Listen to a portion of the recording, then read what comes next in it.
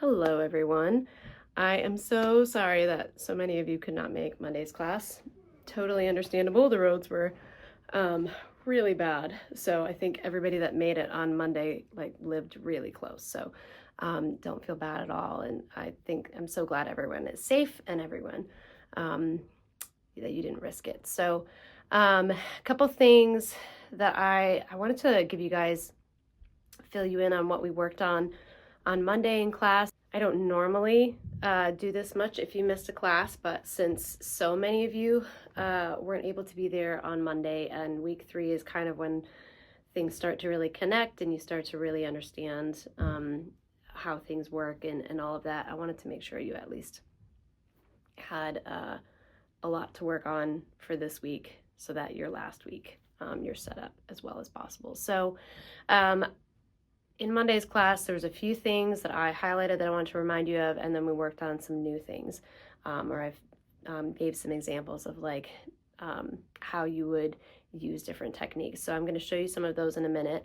But a couple of the things that I want to emphasize and remind you of, both weeks I have mentioned that due to winter and the weather, plus the hot press paper, if you're doing a larger area, you want to make sure you pre-wet the paper first before you apply your paint. And I know that this has probably been one of the most challenging things for people to work on, or for people to get a feel of.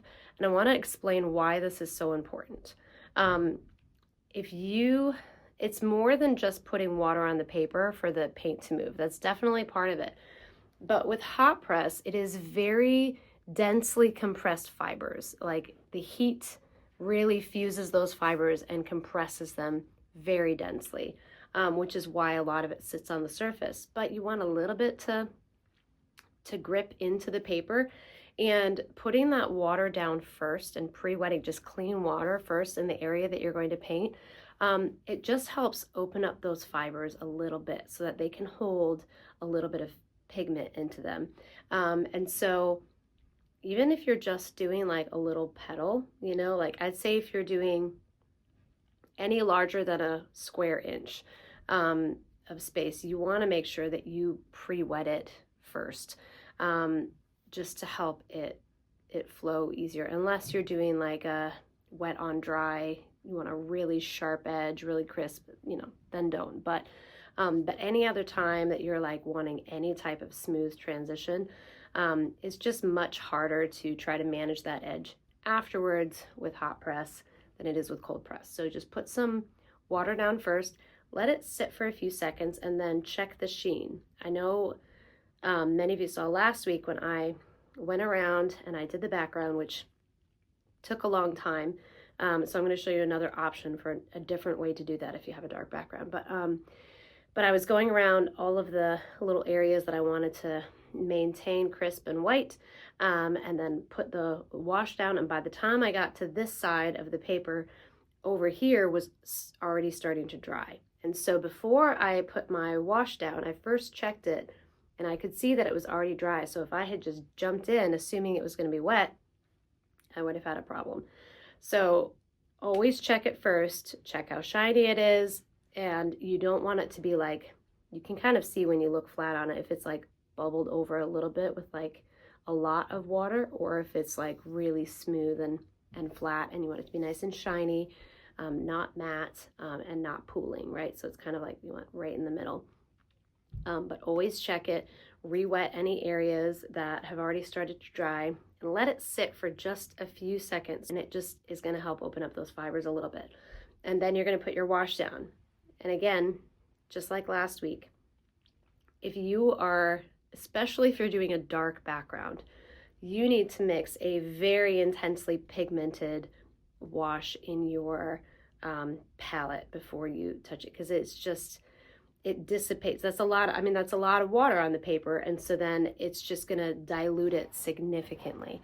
And this is like when you're working on hot press and you have a really dark background or a really dark area, you might even benefit from working straight out of the tube. This might be a case where that's probably really helpful, but you want it to like almost be the consistency of like you know, half and half, or I mean, cream would be really strong, but yeah, half and half or cream, depending on how dark you want it to be. So just keep that in mind. Normally, working straight out of the tube is a little trickier with getting your consistency just right, but if you're working with wet on wet, that's where it can, especially on hot press, that's where it can really benefit you. But yeah, make sure you're pre-wetting that paper before you put your color down. Number two, I know quite a few of you are getting really frustrated with the hot press paper. It is difficult. It is very unforgiving in ways that cold press is not. But I just want to, if you really don't want to work on it, I'm not going to force you to, right? That's, you know, this is a class. This is not, you're not here to get like a grade or anything. You're just wanting to learn for yourself. So if you really want to use cold press, go ahead and use cold press.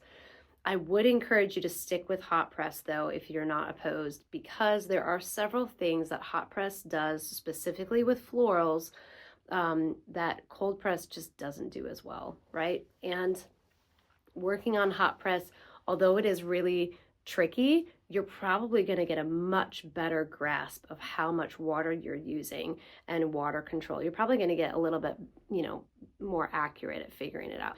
It's not going to hurt you. It's just going to be challenging. But some of the things that hot press does that cold press can't, I mean, we talked some about how smooth that surface is, and that's just so important with florals because flowers are often just like, those petals are so delicate looking, and those transitions, you know, from light to dark are just like often so smooth and flowy, and you just, that is trickier to get with cold press. Cold press just has texture to it, and while it still looks fine on cold press, it just doesn't have quite the same level of like elegance to it, right? So it's a really good option for florals for that reason. It's also, you're going to get much sharper, crisper edges. You're going to have a lot more control over your texture as well once you get your technique nailed down. It's going to be harder at this point while you're still learning, but once you get your technique down, you will have so much more control over the texture of like leaves and flowers and everything. You get to kind of decide how you want that to go. You are going to have an ability to lift in a way that you cannot lift to the same degree with cold press as you can with hot press. There are certain brands of watercolor paper cold press that are known for lifting a little bit easier. So if you want to know what those are, I can send you some of the ones that I know of. There's also a lifting preparation that you can put down on your paper before you even start painting that makes it easier to lift. But even so, it's pretty rare that you're going to be able to lift to the level that you can with hot press. And this is just so handy, especially if you're like, as you're working from general to specific. So like with that rose that I worked on last week, which was there was like one like very thin wash that just kind of covered the whole area of the rose, and then there was the next value, kind of like those mid-tones was kind of here, and then those shadow spots, you know, were in a few areas. It allows you to be able to like work general to specific, and then after you do all those things, you can lift a few of those petals that are popping out that have a highlight on them, and you can like really start to, with very little work, you can have this very three-dimensional looking flower. So it's really helpful in that regard. It can be frustrating to the level to which that it lifts, but again, it's just learning technique. And so while it's frustrating, just know, I hope this isn't discouraging, just know it's not the paper's fault, right? Or it's not like the brush's fault. It's that you're still learning, and that's okay. You're at a point where you are still learning. You're not a professional yet. That's fine. That's a good spot to be. And so just know that like this is just technique that you have to develop, right? I find that actually very encouraging, because that means that I'm not just stuck this way forever, right? This is just something that I just need to learn how to do better, and then I will be able to execute. So if you can, try to stick with the hot press paper, but let me know if you are just over it and not interested in that. Last thing I'm going to say is just remember, you want to work general to specific. Try not to get hung up in too many details too early on, like veining and the flower and things like that. It's not the end of the world if you do, and it's not like you can't go over it and put washes over top and still have, it's not that you can't do that. Sometimes what it does is it gets your brain kind of stuck in a very specific spot. Don't get your brain too pigeonholed too early on. You want to work general to specific. There are some people, of course, who are like very, very good and can break that rule and get away with not doing that. But generally in the entire art world, not just in watercolor, most people, you work general to specific. And this allows you to, again, get very selective as you start to look at how this painting is starting to come together. You might have had in your mind at the beginning, all right, this is where I want to add detail, this is where I want to be the focus. But then as it's coming together, you might see some things happening, because watercolor paint does its thing and it's very collaborative, and sometimes it'll do something that I'm like, well, shoot, I really want to highlight that. I want that to be like the first thing that draws people attention. So waiting to put your details in to that 4th or 5th layer is really helpful in creating like a beautiful masterpiece at the end. So now a few of the things that are newer for this week. So I want you to understand that there are a lot of different styles and a lot of different ways to paint with watercolor. You are learning a way in my class, right? But with that being said, if you're feeling like you're like leaning towards a certain style and you want to just continue to improve and get better and just fully lean into that style, let me know and I will help you develop that. That's really helpful information for me, because then when I'm going around, I can help you figure out what you need to do to really paint in that style as well as possible. If you're wanting to paint really loose, if you're wanting to paint really tight, those kind of, that's not the only 2 ways to paint, but those tend to be 2 really different ways of painting, kind of on opposite ends of the spectrum. So like if you're painting really light and you want like very accurate, very detailed, very clean, crisp, very peaceful looking paintings, which is a beautiful way to paint, you're going to want to paint in a lot of layers, and you want a lot of transparency, and you have to let those layers fully dry in order to benefit from that the most, right? So that's a really good way to paint. If you want to paint more loose, which just tends to be charged with a lot of energy, and it has a lot of life and a lot of movement and a lot of vibrancy to it, also just as beautiful a way of painting, there's a different way that you want to paint. You want to start employing some of those more wet to wet techniques where, you have colors right up against each other that just like bleed a little bit. And that takes a different level of, or a different kind of technique than it does if you're doing the other way. So yeah, and it also requires you to be much more accurate with your values and your colors right off the bat with like your first strokes. You want them to be, you can always fix it later, but if you want to keep that very loose, lively, relaxed look to your paintings, well, then you really want to make sure that those are spot on. So just talk to me. Maybe we'll go around at the beginning of this next class and I'll just kind of ask you which way you're leaning. Or maybe you have a tendency to paint one way, but you really want to push yourself to learn the other way. Let me know and I'll help continue to work that and develop that for you, and show you how you would do that. Now I'm going to bring you over to my table and I'm going to show you a few of the different techniques. We're going to look at lifting from a very rich dark application, layering and glazing, what that would look like, how you would even start if you wanted to practice painting very loose, simple brush strokes, next week, we'll talk a little bit about using masking fluid, which can be very helpful, especially on hot press, because that background dries so quickly. If you can layer that masking fluid, which repels water and protects a certain area, if you can put masking fluid down, then you can just do a whole nice broad background and protect those white areas without having to actually paint around each one and waste precious time that it might be drying. So yeah, so I'm going to show you some of those things, and then I'll give you your homework assignment one of them, like you'll have two that you can do, but one of them is necessary. You absolutely, absolutely want to do the blue underpainting, like of the shadows, which I'll explain, but you definitely want to do that one because you're going to be working on that in this 4th week of class. This is some of the stuff that we worked on in class on Monday. One note really quick about where I have things set up. I started with my water over here, which is not smart. I know better. But the problem is with my paint over here and my water over here is that then I dipped my brush in to here and dragged it across over to my paint and then dripped water all over the painting that I was working on, which with hot press is such a bad idea. It's generally a bad idea anyway.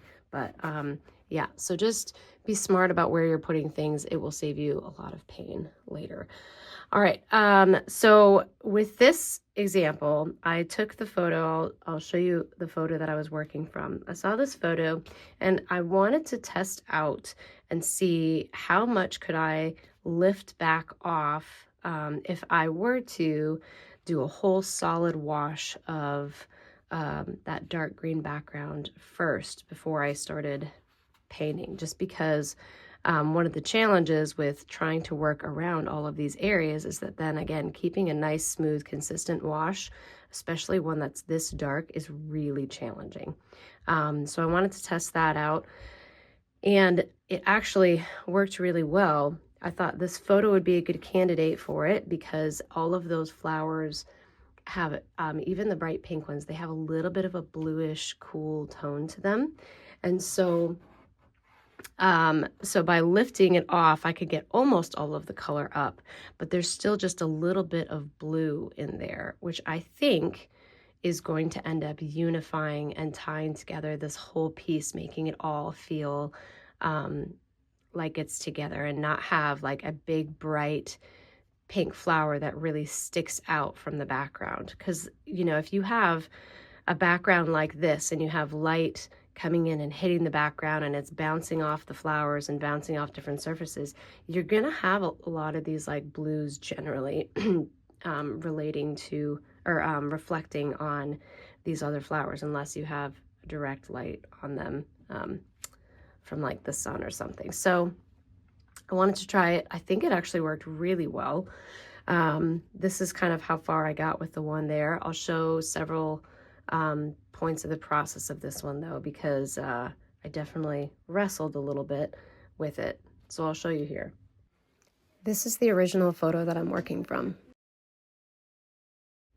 Here I did that lifting technique that I'm about to show you, where I just lifted some of the color off and you can see the nice soft edge. I started to just pop in little bits of color to get my bearings and figure out where I was at. Before I went any further, I was just realizing as I was looking at it, I just kind of wasn't really sure how I would want to put together that flower, and I felt like I really needed some of those darks to help define the overall shape of the flower first before I started making decisions about the petals. This is not always the case for me, but it was today. I was just struggling to think about how to approach the flowers, so I worked with what I had and I started popping in some nice darks, which felt like it started to create shape and build overall composition. But you'll see this like that weird blob on the left with a funky outline. I had put a green there that was a much brighter green, and it was very sharp, and I was starting to really like those foxgloves, that kind of that spike flower that's in the middle there. I was liking the way that it was darker and sharper towards the center, and the way it kind of faded and almost disappeared out. I made a rash decision to quickly lift it, which I instantly regretted. And so I just need to let it dry before I do anything. I can go over top of it later with something really dark and it should be able to cover it up. Okay, let's talk about this phase here. I just really felt like the background was too light, and that was part of what was messing with it. And so after all of this talk about putting water down first, I of course forgot to do that, resulting in this very streaky, awful looking layer. So that didn't turn out great. But again, because it's hot press, if I just let it fully dry, I can go back in and try to smooth that out and fix that later. So, I started building more things. You can see I covered up that weird blob area. I really like the way those flowers on the bottom right are coming along. I started building a little bit more in the petals now that the flowers have more shape. And I popped in some of those darks of the purple. I also darkened the right-hand side of that flower, and I think that was the right move. I can go in and lift some of those lighter areas again in a minute. Here you can see while I was waiting for that to dry, I just continued working on defining a few of those petals and some of those flowers, and just started to continue to build up some of those areas. I lifted a little bit where some of those flowers have like little stamens that are dropping down. They're going to be kind of like a little pop of a rust color or an orange. But look at the background now. So this, I let it fully dry when it was a hot mess. And then I decided to, with a large brush, I re-wet the whole thing and I just smoothed it out, dropped in a tiny bit more color, and I'm much happier with the way that background has turned out now. It's still kind of created some dark edges around those leaves that I didn't really love. The whole time I was having to manage while it was drying. I was having to constantly take a dry brush and lift a little bit just to protect some of those edges of the leaves. But overall, I think I actually managed to save it, which I didn't think I was going to be able to. I added a little more detail to the foxgloves, a little more detail to the flowers to the right, which I still really, really love. And honestly, I think the flowers to the bottom right and the foxglove are probably my favorite areas, but this is where I stopped. All right, so that's how far this one got.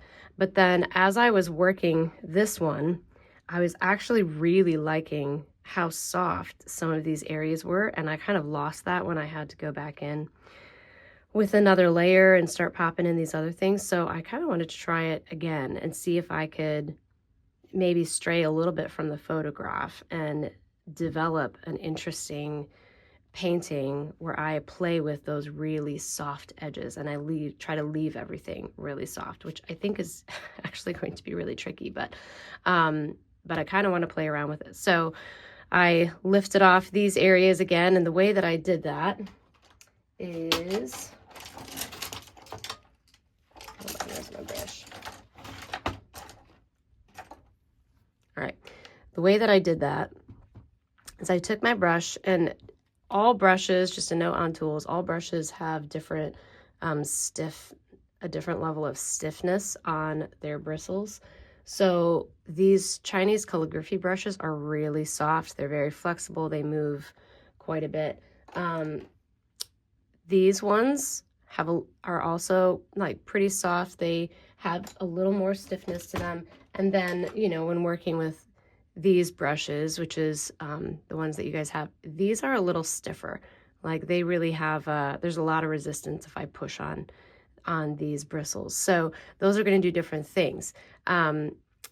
There are times where I want to use this. This is especially good if I really want to lift quickly.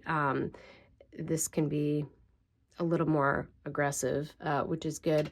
But for this one, I really want to lift gently. So I'm just going to use this to apply the water, and then I'm going to use a paper towel to lift it off. All right, so I'm just working with clean water here. This background didn't end up quite as dark, but that's all right. So I'm just kind of dropping in some water as I'm putting that water down. It is lifting a little bit already off. That's all right.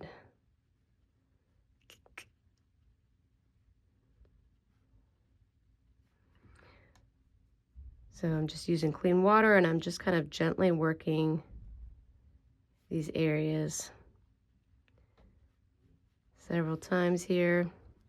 And then I'm going to let it sit there for a minute, and then I'm going to take this clean paper towel and lift that off. So the result is a nice soft edge. If I were to do this and leave the water sitting on the surface, I would then get a sharp edge right here.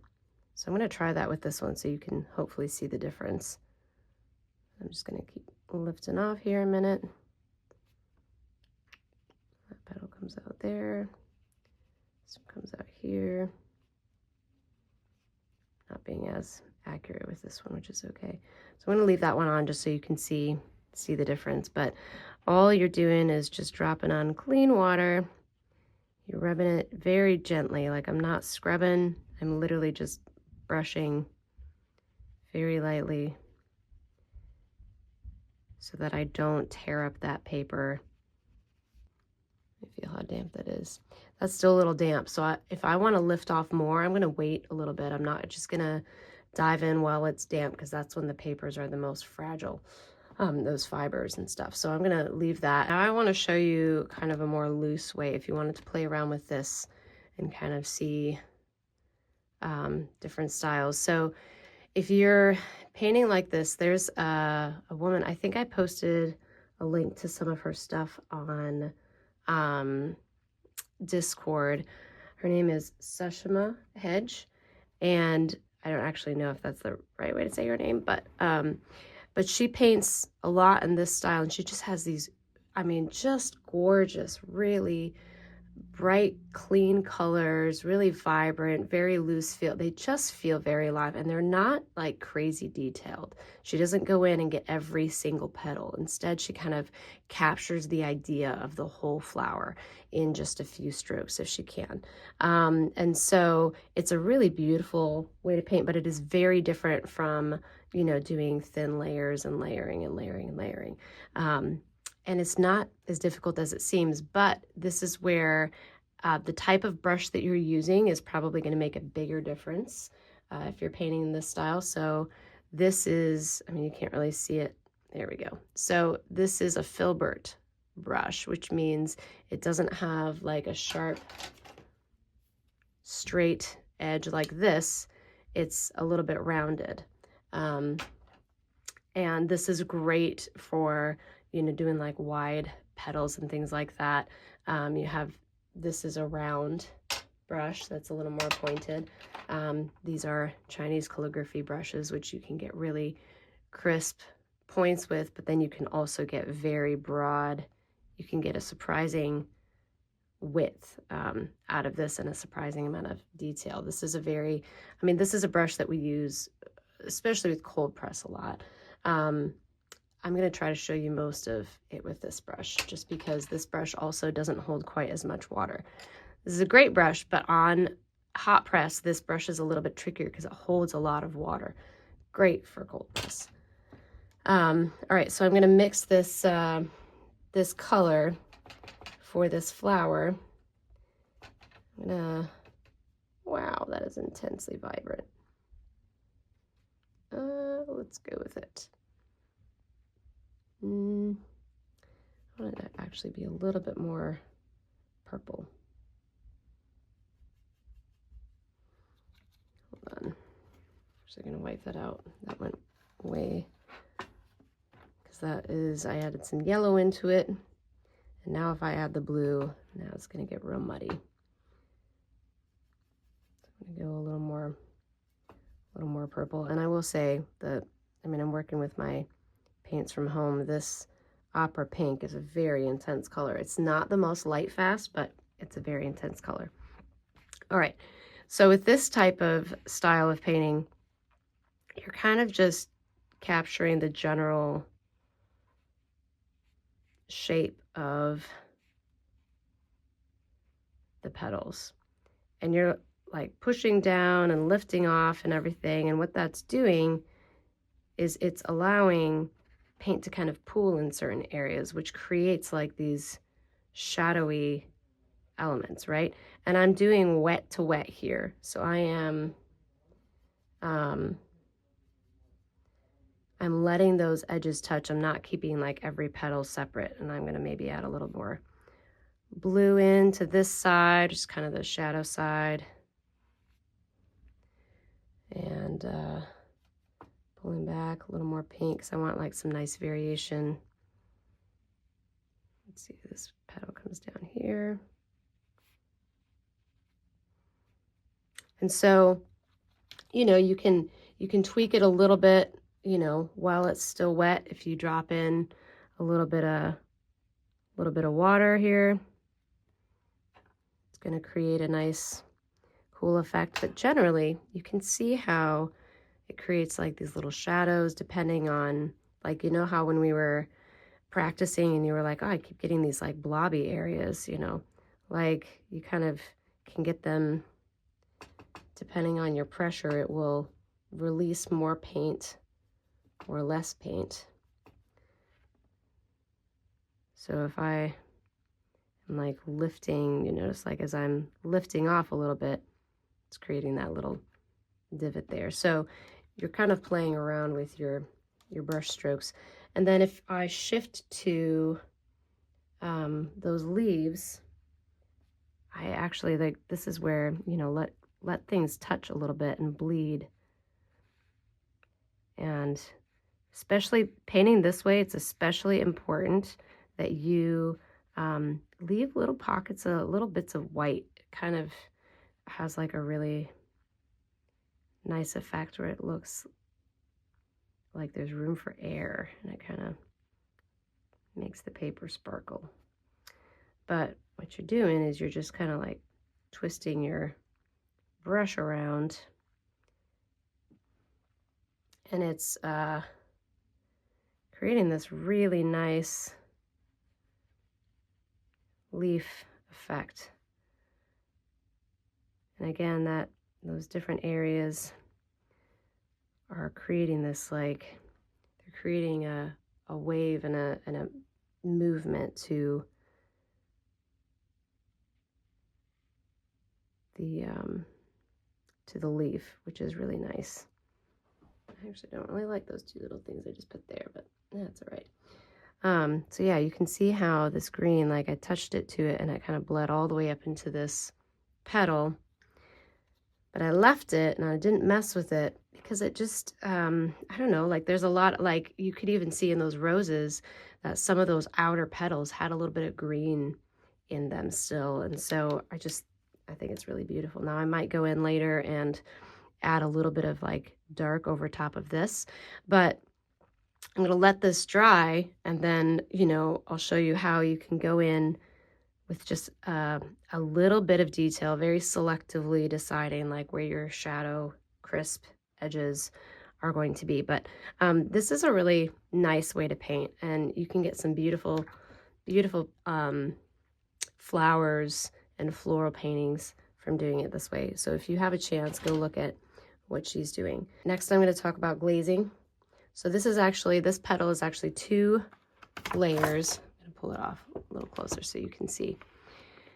So I had done one that was more pink, and then I was like, oh, I was showing everybody that if you want to like warm it up, if it wasn't cool enough, I went over top of it with some clean water and then dropped in a little bit of yellow, which created, like you can see both. The thing that's nice about glazing, especially if you let it dry fully in between, is that you can see both the yellow and the red like simultaneously.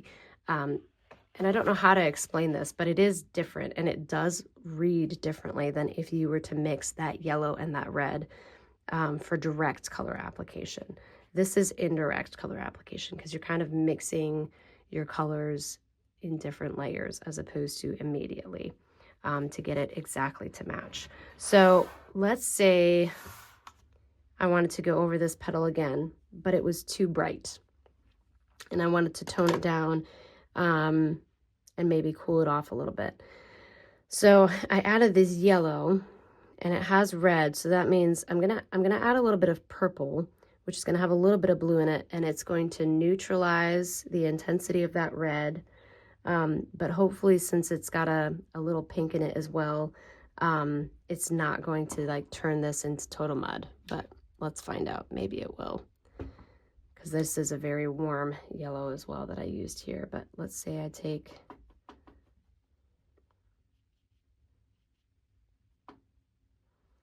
I'm gonna go a little more blue.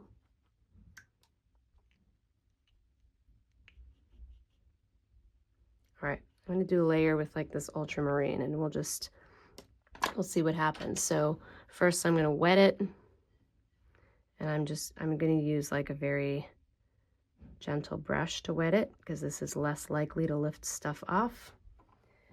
I am tilting it, checking to see how wet it is. It is very wet, and it's pooling, which means I'm going to be fighting with blobs and stuff. So I'm just lifting off a little bit. I'm just going to wait a minute. It's got a little bit of a puddle as I look to the side, accumulating a little bit of a puddle here. So I'm just taking my damp brush, gently lifting off so that I at least have a nice even application of water. All right, that's about good. Now I'm going to drop that blue in. And I'm being careful not to rub a lot. This is one of the more stiff brushes. Actually, I'm going to switch. I have to be careful how much water's on here.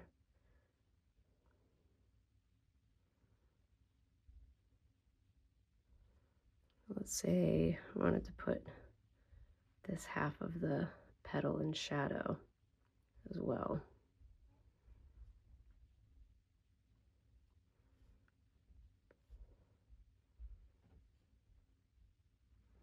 So what's really fascinating about this, and it'll be even more evident, especially as it dries.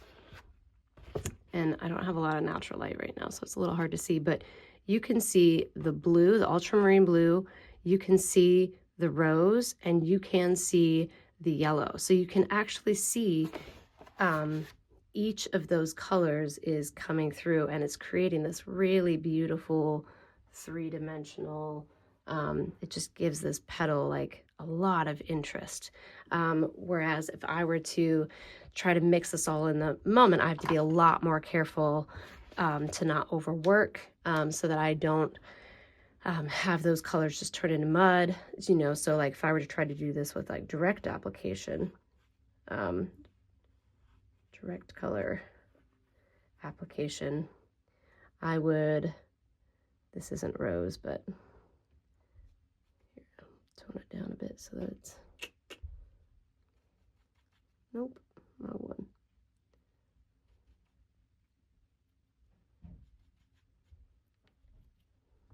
My red is a little dirty, so clean it off. There we go. So I'm just going to mix my opera pink and my alizarin to get close to that rose. So I'm going to drop pink in, and then I'd have to very carefully drop that yellow in.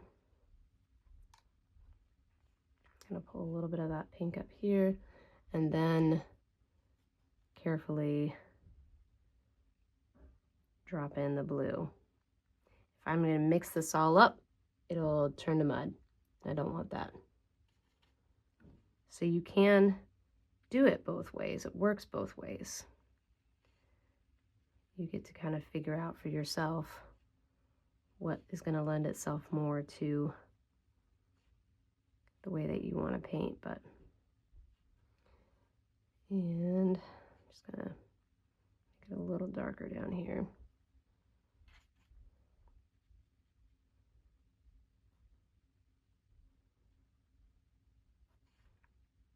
So it's going to have a little bit of a different look.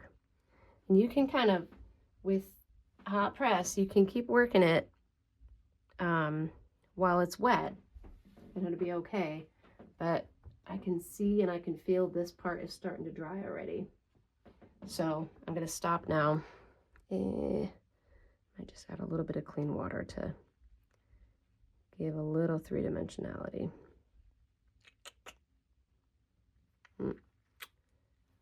Yeah, this was already drier than I had hoped. So yeah, so we're gonna let that dry and you'll be able to see the difference. But so you have like direct color application, you have indirect. Now, of course, this isn't like completely identical, but this way of doing it, especially on hot press, you just, I mean, look at how much shape that petal has. It's got so much depth to it now. It's beautiful. So here's a little bit of a close-up and a better picture so you can see these three different colors.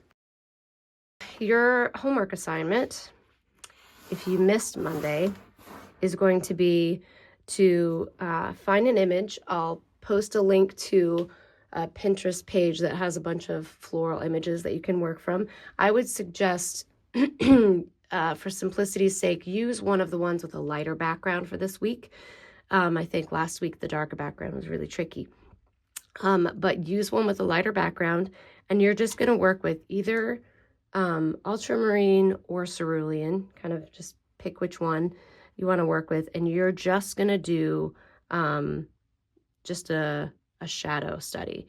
Now, you do not want it to be, you don't want your values, this is different from a value study where you really want your values of that monotone painting to perfectly match, because since this is a transparent medium, every layer that you add on top of that is going to make it exponentially darker. Like, do you see the difference even with this? This is much darker than it was with the first layer. And I've added very thin washes of color, so it will exponentially get darker and darker. So you want to start with like this about being the darkest you get, like this blue one here. And you want to try to see if you could you're just capturing like shadow areas and leaving the light areas, because then what we're going to do on Monday is then we're going to try glazing over top of it. So I would then take a green, that one probably is already a little too neutral, but if I take this green here and pop it in, I'm actually gonna lift that off.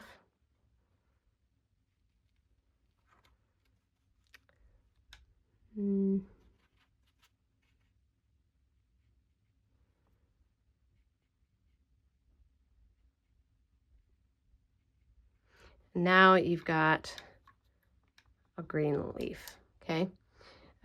Same with like, that's blue there. That's a stem though. So if I go and quick mix of brown, probably needs to be a little bit darker of a brown. So if I go in here now and I drop in my brown over top, just doing a thin glaze, and over top of that blue you can see that nice ultramarine. Especially once it dries, you'll be able to see that ultramarine kind of shining through, and you just have this really beautiful rich tone. So you're going to make a blue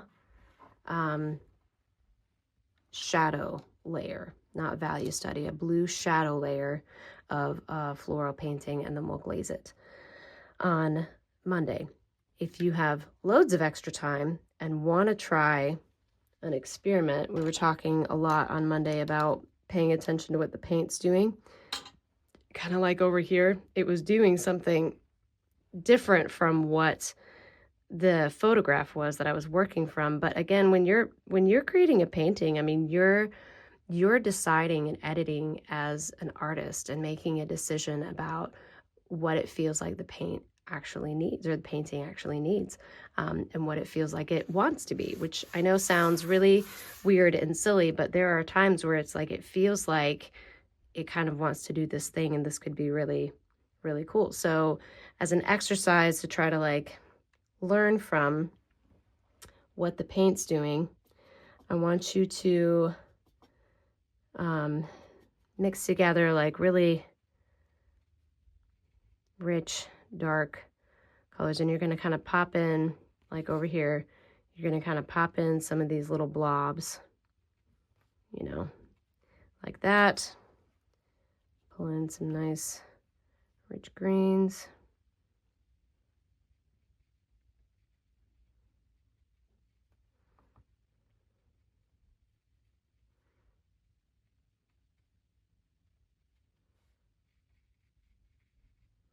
And you're kind of just plopping in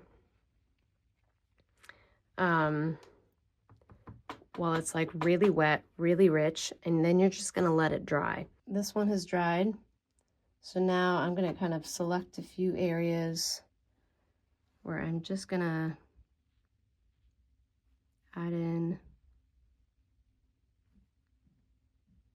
a little bit of definition to some of the petals. So it's pretty simple in general. Not going very fancy. I'm going to lift a little bit here.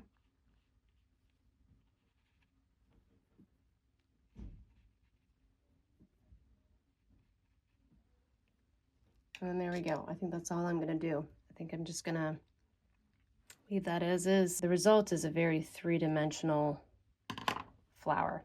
So lots of different ways that you can paint. Okay, so now that this is dried, you can kind of see how that looks, which when you step back from it a ways, it all kind of comes together. Up close, you might go like, oh, that edge, you know, but when you step back, it works. All right, so this one ended up drying way darker than I wanted it to be, a little bit harder to show what it is that I'm talking about. So I did another one over here. And can you see some of the things that I'm noticing is like this little area looks like a little highlight.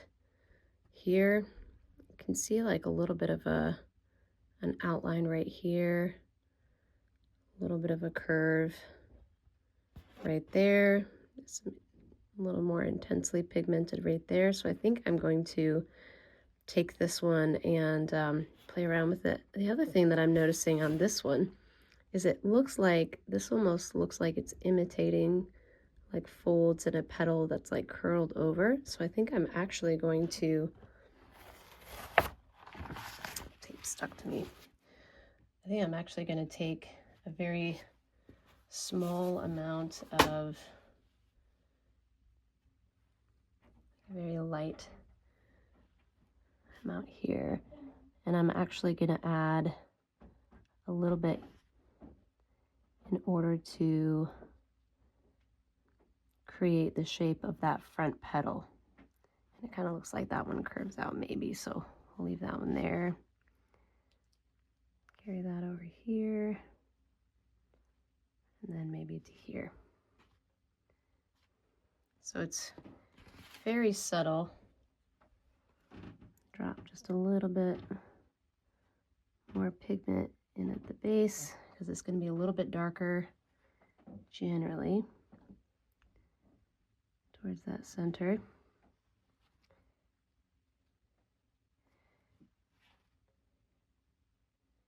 And if I kind of pull it out like this, it almost kind of mimics the veining of a flower. So I'm going to kind of leave that one there and see how that goes. You remember how I was saying if you leave the water just sitting, so there's a soft edge, there's a hard edge. Both could be useful and interesting. This might be really helpful if you're adding pink, because now you've just established and created this nice edge. But for this one here, I'm actually going to get a very fine detail brush. Detail brushes are not bad. They are very good. You just don't want to paint most of your painting with them, and you don't want to get caught up into those details too quickly. That's the only danger of it. So I'm just getting some of the pigment, and I'm looking, and it's kind of darker here towards the center. I'm going to kind of pull that out, but do you see how I didn't do a straight line all the way through? I'm going to kind of make that where it connects there a little bit darker. Same with over here.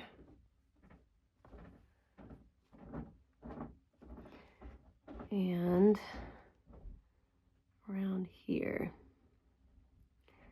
So I think for this one, I'm going to make that petal curl in a little. This one to me definitely looks like it's curling. So I'm gonna actually, so you see how naturally it's going a little bit out here and a little bit in, and I'm actually going to just accentuate that a little bit. Oops. to pull a little bit in there. Add a little more towards the center, like that. Now, on this side of the petal, I'm going to add, again, a little bit of shadow to just help that pop a little more. Just doing a little bit of, I don't know if it's veining or folds of the flowers yet.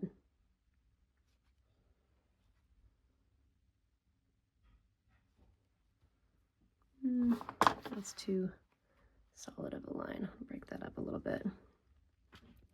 All right, so as that's drying, I want to emphasize this a little bit more, add a little bit more here, make that a little bit darker.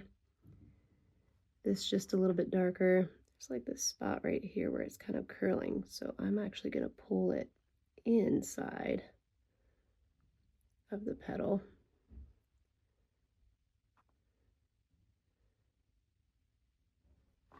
So you're kind of tweaking the shape a little bit, and you're taking your notes from what the paint's already doing. I think here might be also another little bump up. So I'm not doing a line all the way around, not doing an outline, but instead I am kind of picking and choosing a few selective areas that are going to help make this look more like a flower.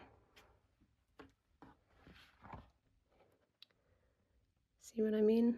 So that's like very little, I've done very little to it, but already is starting to take shape. So again, like in this one, it's very simple, but from a distance it reads really well. So same thing with the leaf.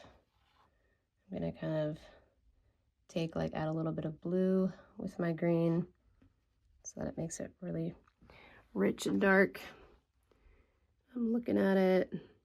Going here seems to be a natural.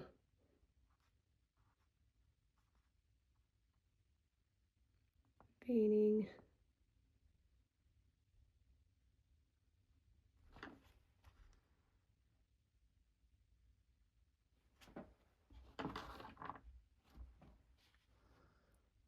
And it almost seems like it could curve a little bit right here, as if the leaf itself is kind of curling over.